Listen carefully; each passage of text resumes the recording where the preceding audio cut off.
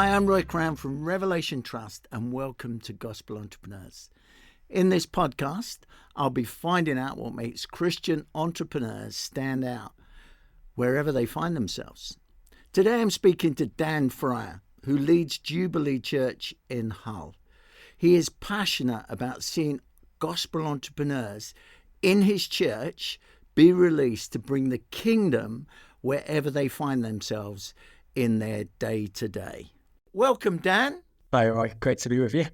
And you live in Hull. Just give me a little bit of your background and what you do in Hull. That would be great. Yeah, I've been in Hull for most of my life. I arrived when I was a small child and loved the city and have been involved in the church. The church has been established for 17 years. Small group moved to the city. I've been there for 14 years. And for the last 9 of those have been on the leadership team of the church and recently took over leading the church. But so yeah, that's my world, and I've got a wife, 3 young children, and yeah, we're just enjoying ministry in Hull and got a real heart for the most marginalised in our city, and so real passion for reaching them with the gospel. So you're quite a young man to take over the leadership role. You obviously weren't doing that. You were an elder in the church, but you were quite an ambitious, driven character in the role that you were doing. Was it in the medical profession or something? Yeah, so my dream was to work. Well, my dream was as a teenager was to, of course, be a professional footballer. And then I realised that I wasn't any good at football, so that wasn't going to happen. And so I was looking for other routes to get into professional sport. And so I trained the whole area of physiotherapy and worked for some rugby clubs and worked in the NHS dealing with cardiac rehab, so people who've had heart surgery and heart attacks, helping them recover.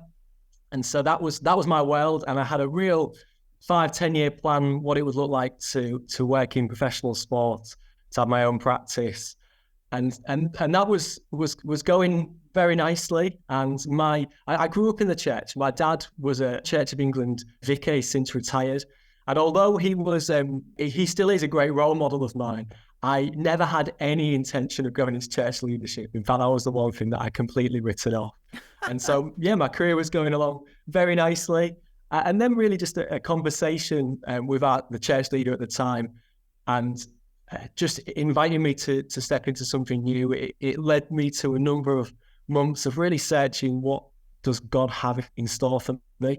And really in that conversation with God, felt like he was inviting me to rip up the script that I'd written and my plans, and just to submit to his plans.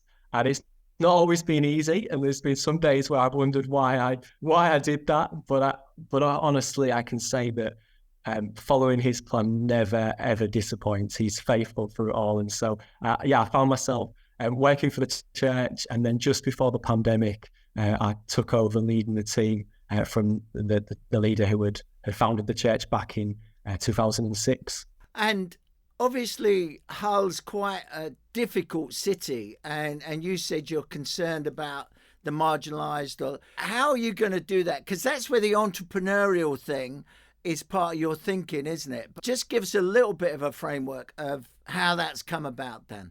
Yeah, so I had the privilege of serving with some incredible leaders, and that team was led from the beginning by a real pioneer, real foundations of just having a real heart for the poor, and quite ahead of the game in terms of social action.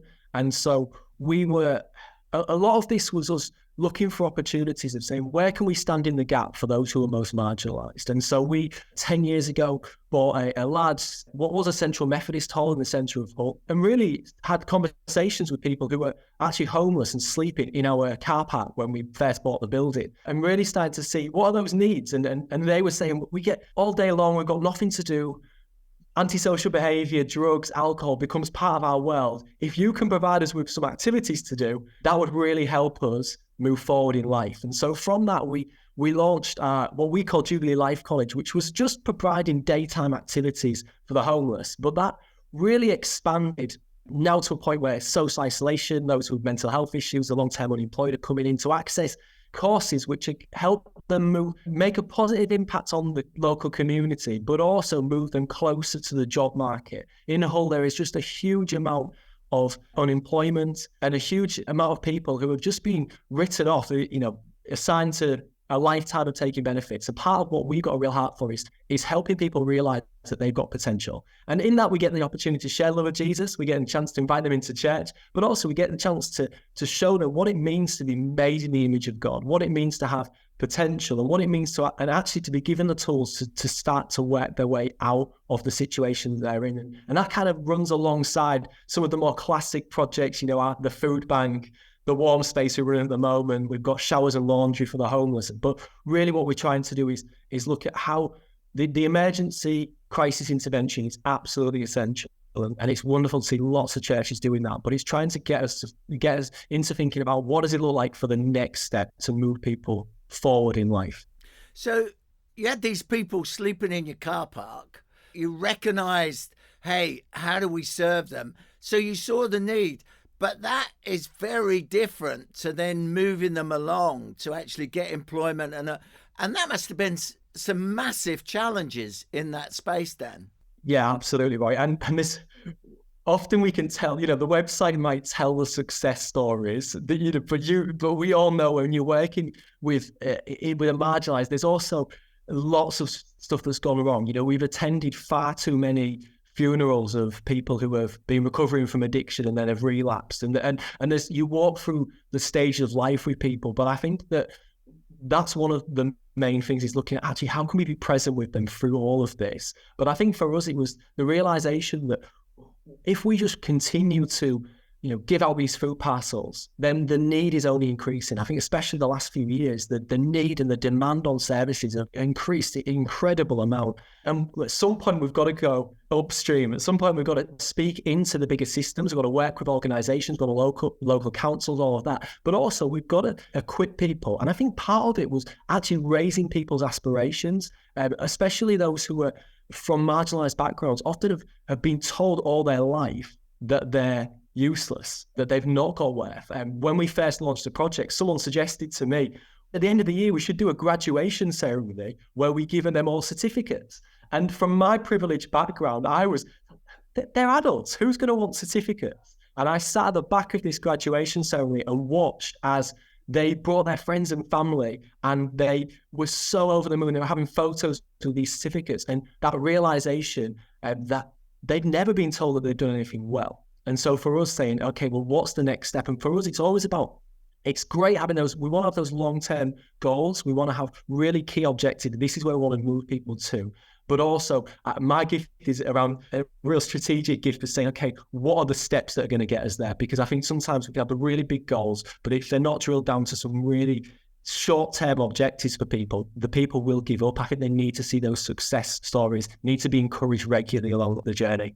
Yeah, you're a very strategic person, Dan, and you're responding to need. And it would be great to hear one of those stories of someone, the challenge of success, but also you've kind of launched Gospel Entrepreneurs because you recognize that some of these people have an entrepreneurial gift that needs to be released, Dan. So give us a story first of an individual, and then we'll move into how you're developing this going forward.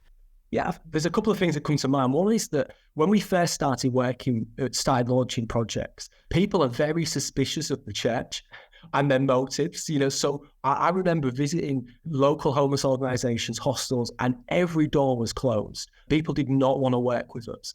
And I think that's where you have to have a real certainty of what God's called you to, saying, actually, we're going to keep pushing these doors because we didn't want to compete for participants. There's lots of competition around service users, but also around areas like funding.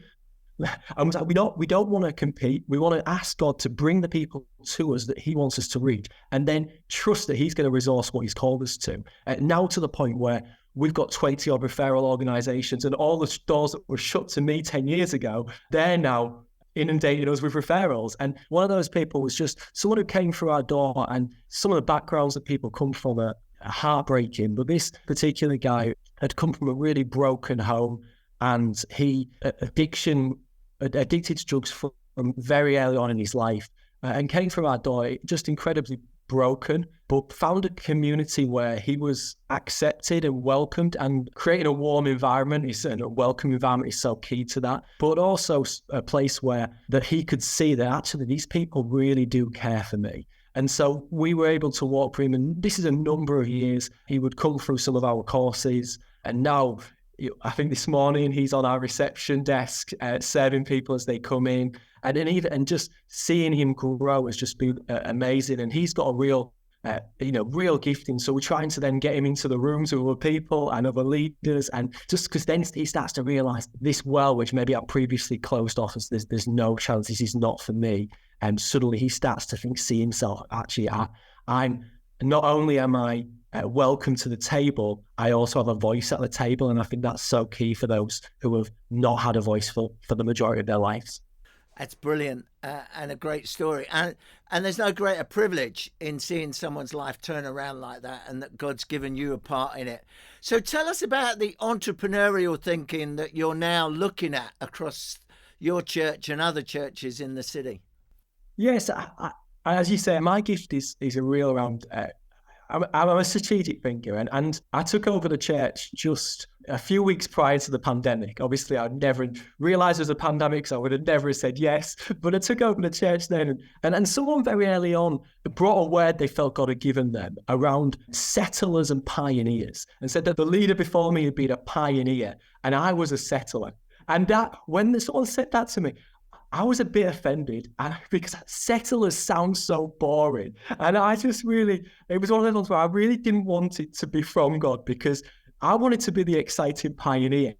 And then actually, as I started to reflect on it, realizing that actually what settlers do is they create settlements where people and where communities can thrive. Actually, I can give myself to that.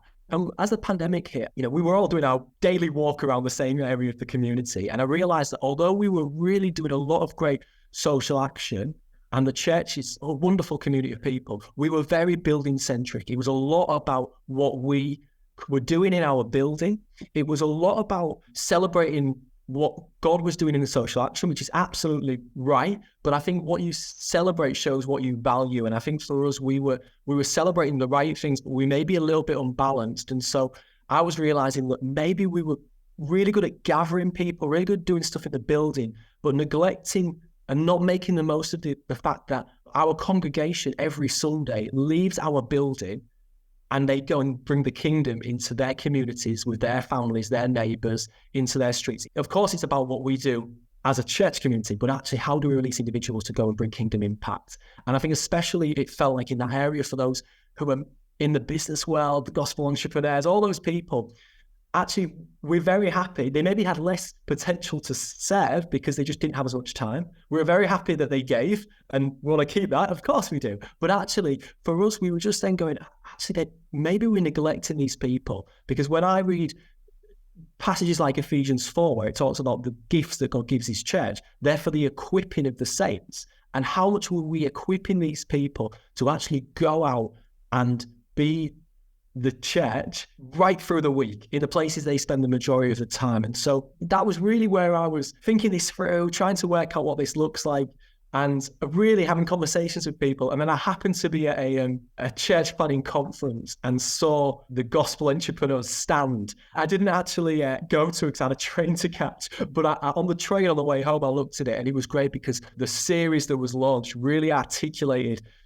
some of what I was feeling. And so that really helped us take the next step, because we're really just exploring, okay, what does it look like not only to equip people, but also then as we're part of a church planning movement and we want to see many churches in new communities, but also we've had to think through what does that look like to be sustainable.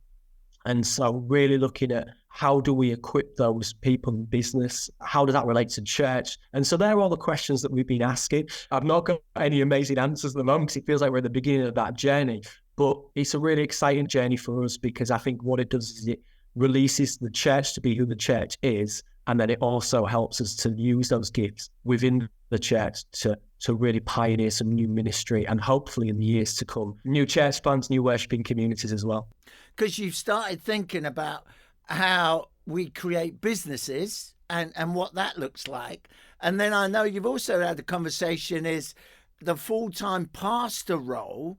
You're kind of thinking is that a future role? Because you're a strategic thinker, Dan, and you're thinking, hey, maybe it's a bivocational. They're actually in business and leading a church. You're really pioneering. Now, I know you're a settler, it would appear, but you're thinking strategically about how you settle in those communities to do that. Yeah, I think my disclaimer is I work full time for the church. I need to say that because we've planted 2 churches and we believe God's got more for us. But what we're finding is some of the communities we're working into, is there a need for someone full time when it's a new church plant? But also, is there opportunity to get people into the community, make contacts and impact into areas that I wouldn't be able to as a church leader, but also then looking financially, how viable is it to send a church? And I think sometimes when we're establishing new ministries, financial viability, becoming sustainable is almost the marker of if you're a real church or not. And we often talk about it in terms of giving and the offering on a Sunday, but when you work into a deprived community, that may be a very small amount. That doesn't mean that people are not generous. It's just there's a lot less to give. And so we're just looking at, okay, what does it look like if we're going to reach into new areas? Could we launch businesses? Could we launch some social action? Can we a combination of them so that we're really benefiting? We're benefiting the local community. The community is seeing the work that we're doing. And so, for example, centrally, that looks like we've got a great building. So we've got an events company and we've got a catering enterprise. So they provide all our catering for our conferences. So we're trying that model, but looking at, okay, could we launch cafes into new areas? So community cafes, so that it's bringing in some income, but it's also been a benefit for the local community, and it's getting us established in the community, and it's giving us space that we can use then when we want to launch other activities. And so we're looking at that. But I think for me, that whole idea of releasing a full-time wage for a small church plant, there may be a time when that's needed, but I just think we've just got to rethink it, because I think that if we want to reach the nation with the gospel, then we've got to move away from let's send 30 people into an area with a load of resource and it'll be a success. Well, of course it will, because you've got, in most cases, you've got 30 great people who are passionate about seeing that new area reached. But what does it look like to go in there and almost play the slow game of reaching the community, investing in the community and raising up people from that community who then are able to serve in the church, we're able to lead the church. It's not just about what's going in and telling people what is needed. And so we're exploring that. And so at the moment, we've got a couple of businesses that are running, and we're hoping that in the years to come, we'll have many more, because as well, we see it as an opportunity to release employment opportunities as well. So it gives us chance to those people that we're raising up in our social action. It almost comes full circle. We want to see them in the church. We want to see them employed. And that's the aim. That's a great aim. And I'm biased, obviously. The Gospel Entrepreneur Series, you've actually been running that. And you've just I don't know how you promoted it, but you just said to people in the church, if you think you've got an entrepreneurial gift, come on this series and let's release that gift within the church. So you've kind of recognized as a pastor, there are entrepreneurs in the church. I need to kind of release them. Now, you could say, if you want to look at Ephesians, maybe their apostles would be a similar biblical word to that kind of person, although that's more church planting, but I think it has a similar spirit within it. You've kind of run the series and you've done it in a local church, a couple of expressions. Has that done the desired result in releasing something of that, Dan? It's been a really great resource for us, because I think one of the things that, initially I did what you said. I went out to people and said, this is the course we're running. And it's always interesting, because when you run those courses, the people you get, sometimes they surprise you. Okay, you see yourself in that role. Some people who maybe go, oh no, that's not me at all. I just went out to people and said, look, this is what I would like to do. Really pushing it back to them. How often do you want to run it? And so we, just because I didn't want to put on, sometimes, I sit there and you come with these ideas and no one's interested. And so for me, listening is so important, because especially when we're talking about these gospel entrepreneurs, they're often the busiest people in church life. So what we found was that, people were saying, every couple of weeks we want to meet. So we did one at a lunchtime in our building, and then I did one online in an evening. And it was just great. We drew different people in.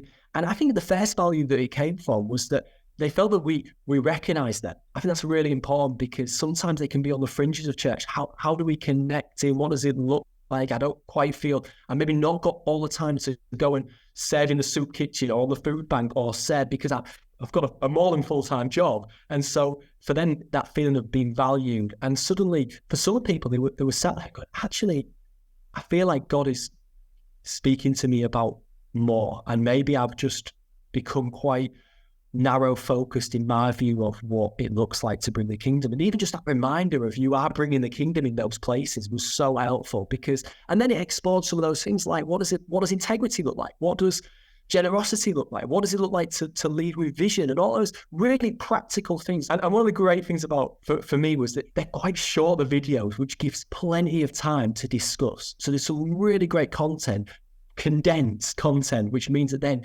lots of discussion, but also I found people were connecting with one another, started to step into each other's world. And so we could start having conversations about, okay, how do we support you? How do we equip you? But also, how do we make sure that we're celebrating what God's doing during the week? So when we gather on a Sunday, we're not just celebrating about the social action project, we're celebrating and we're praying for the local businesses. We're praying for those who are self-employed. We're praying for those who are going into these different areas. It suddenly helps them see, oh, I'm supported by my church. And then we get to have those great discussions about, could the world that you're involved in, what does it like to bring the kingdom? Is there opportunities that we can find where we can release employment? Is there, how can you make more money so you can resource more stuff, and all those really exciting stuff that, I'm looking at it going, you maybe got this vision which is maybe even too small. And as we're together, I just felt faith was rising in the room of people's going, actually, maybe I've just my eyes have been down for too long, and just starting to lift people's gaze to, could God be calling us into more for this next season? And I think helping them see, I said earlier that we're part of a church planting movement. And so there's a lot of talk about sending. And sometimes when we talk about sending, people just see it as, that means leading to go to another church in a new city and start something new, and helping them see that actually our sending capacity is not just about church planting. It's about what we do on a Sunday at the end of every service. And we've got and seeing that actually we're releasing you into the plans and purposes that God has got for you. And I think for me, that's really exciting. And so now we're just at that point where we did it with a small group in the church, but look, okay, what's that look like? Is there opportunities? We were talking about running it again with some different people, opening up to some other churches, saying, come on this journey with us. And because there's lots more people in our city who are gospel entrepreneurs, but also looking at how do we pray regularly? How do we tell stories? How do we celebrate what God's doing? Could we be putting on prayer breakfast? And really looking at how, even my time, I've been considering, how do I spend my time? And maybe I need to make myself more available just to be going and meeting people on their lunch breaks and spending time pastoring them and encouraging them. And so it has really helped move us forward. And I think we're going to see the fruit of it in the months and years to come. And so I'm really excited. And amazingly about Hull is it kind of sits out there on its own, isn't it? So you could really, hasn't it got its own phone system as well or something that's unique to Hull? And you're really saying, how could we impact this area in a defined space? And if you're going to do that, you've got to impact business, you've got to impact socially, and you've got to impact in community. And those things are all interconnected, whereas the church tends to divide those, which is what you're saying. You're actually integrating the whole thing. If pastors are listening to this podcast today and they're hearing you, Dan, we'll get the church and where you're linked if they want to connect with you. But what would you say to them as we kind of draw things to a bit of a conclusion here, Dan? What I would say is that there is a great opportunity here. I think that there are people who have wonderful gifts, and they are asking in your churches, they're asking that question of, how do I outwork the talent, the gift, the resource that God has given me for kingdom benefit? And that should be outworked within the local church, within a community, a supporting, prayerful community. So, and I think that because if they don't find that in the church, then my concern is sometimes they they just end up becoming disheartened or feeling quite alone in it. And especially, you talked about Ephesians 4 and the apostles. It's like some of these people are breaking new ground. And therefore, what they need is then they need the church to be behind them to step into the new ground that they're stepping into. And I think sort of sometimes we can think, well, as a church, well, what are the opportunities that God is giving us? And we look at it maybe in our leadership teams, maybe on our staff teams, when actually the opportunities God could be giving us is into new communities, which some of these gospel entrepreneurs are pioneering into. So there's, especially some of the coastal towns near us, looking at that and saying there's some real opportunity. And I don't think it's going to be the initial us launching a church community. I think it's probably going to be some of these gospel entrepreneurs going in and launching new businesses, creating Christian presence, kingdom impact, and causing people to ask questions, causing people to realize these are good people who are here for the blessing of our town. And then for us, I want to be involved in those conversations because I want to support them. But also, when the time is right, I want to fund some churches and I want to see some new people reach for the gospel. And so I think sometimes you've just got to rethink, especially these pioneering gifts. We've got to give people real permission to say, breaking new ground, we are with you. And I think so if for church leaders listening, I'd say, start to explore it, see what God does. Our story is one of just saying yes to God, making the most of some of the opportunities He's given us, looking at what's in front of us. And He's been so faithful to us. There's been some real challenges, but I think He's been so faithful in the way that we've seen Him come through. And what He's doing in our city is incredible, and it's a privilege to be part of His journey. And I feel we've made, some of this stuff that we're exploring now, they're new opportunities and they're new mission fields for us that we've not reached before. And I'm believing that God is going to do some wonderful things. Dan, it's so exciting. You're a can-do type of person. You're in a difficult environment, many marginalised, deprived, but you're kind of bringing a different spirit to that, which is amazing and exciting to see what will be done across Hull.